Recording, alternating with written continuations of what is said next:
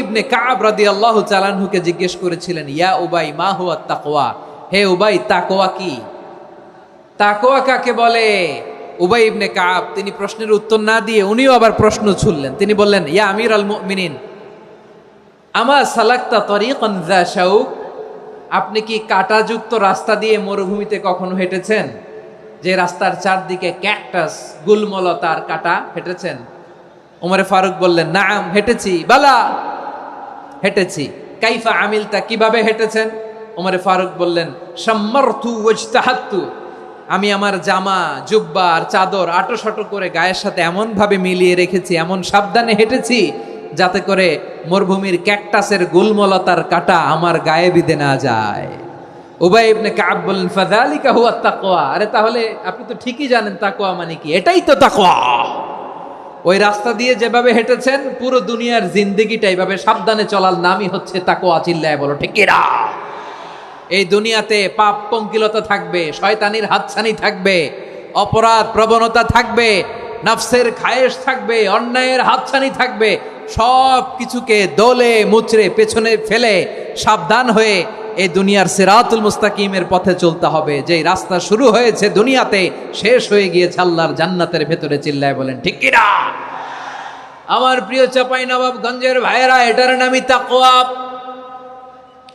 উবাই ইবনে কাব বললেন, ও আমিরুল মুমিনিন, ওই কাঁটাযুক্ত গুলমলতার রাস্তার মধ্যে ঠিক যেমনি সাবধান হয়ে আপনি হেঁটেছেন, এই দুনিয়ার বুকে ওই সাবধান হয়ে চলার নাম হলো তাকওয়া।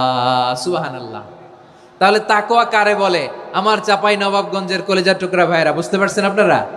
হ্যাঁ, তাকওয়ার শুধু দুইটা নমুনা আপনাদের সামনে পেশ করব, আপনাদের ক্লিয়ার হয়ে যাবে। একটা নমুনা তো দিলাম, আরেকটা নমুনা, সেটাও ওমরে ফারুক রাদিয়াল্লাহু তাআলা আনহুর জীবনী থেকে। উনি ছিলেন ন্যায়পরায়ণ শাসক। রাত্রিবেলা প্রজাদের কি হাল হাকিকত, কি অবস্থা, ঘুরে ঘুরে প্যাট্রোলিং করতেন পুলিশের মতো। তো সারা রাত প্যাট্রোলিং করে সারা রাত তিনি ঘুরেছেন কার কি অবস্থা দেখে। শেষ রাতে তিনি ফিরে আসতেছেন। তিনি থাকতেন, সেই বুখারীতে এসেছে, কানা ইয়াসকুনু ফি আওয়ালিল মদিনা, মদিনার উঁচু এলাকায় থাকতেন। তো ফিরে আসার সময় উনি একটা প্রাচীর বেষ্টিত ঘরের পাশে দুইজন নারীর কথোপকথন শুনতে পেলেন। কয়জন নারীর? দেখি আপনাদের মনোযোগ আছে কিনা, বলেন কয়জন নারীর? একজন বৃদ্ধা, একজন যুবতী। উনি কান লাগিয়ে শুনতে পাচ্ছেন। বৃদ্ধা মা, ওমরে ফারুক কাউকে দেখতে পাচ্ছেন না, শুনতে পাচ্ছেন। বৃদ্ধা মা তার যুবতী মেয়েকে বলে, এই তাড়াতাড়ি উটের দুধ দহন করে উটের দুধের সাথে পানি মিশাও, তাইলে কালকে বাজারে মদিনায় বেশি দামে বিক্রি করা যাবে, লাভ হবে অনেক। বৃদ্ধা মহিলা এটা বললেন। যুবতী মেয়ে উত্তরে বলে, মা আপনি জানেন না আমিরুল মুমিনিন খলিফাতুল মুসলিমিন ওমরে ফারুক দুধে পানি মিশানোকে দণ্ডনীয় অপরাধ বলে ঘোষণা দিয়েছে, জানেন না? এবার বৃদ্ধা মহিলা বলে, আরে পাগলি, এই ভোর রাতে আমিরুল মুমিনিন ওমরে ফারুক আসবে কোত্থেকে? উনি আসবে কোত্থেকে? ওনার পাইক পেয়াদা সিকিউরিটি আসবে কোত্থেকে? কেউ দেখবে না। আরে কেউ দেখবে না, তাড়াতাড়ি দুধের সাথে পানি মেশাও। এই কথা যখন মা বলেছে, যুবতী মেয়েটা চমৎকার একটা উত্তর দিয়েছে।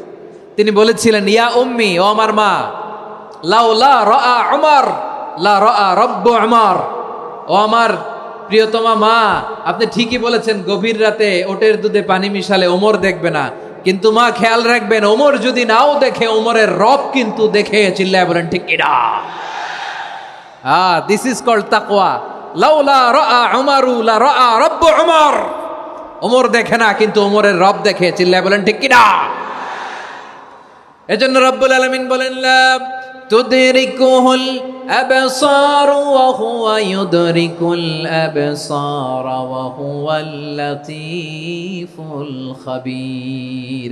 তিনি এমন সত্তা, দুনিয়ার কোনো চোখ তাকে দেখে না, কিন্তু দুনিয়ার সবগুলো চোখকে, সব মানুষের অ্যাক্টিভিটিসকে আরশের উপর থেকে সব কিছু মুহূর্তে মুহূর্তে দেখতে পান কে? তাহলে তাকওয়া কারে বলে বুঝতে পারছেন? দুনিয়াতে সাবধানে চলার নাম তাকওয়া।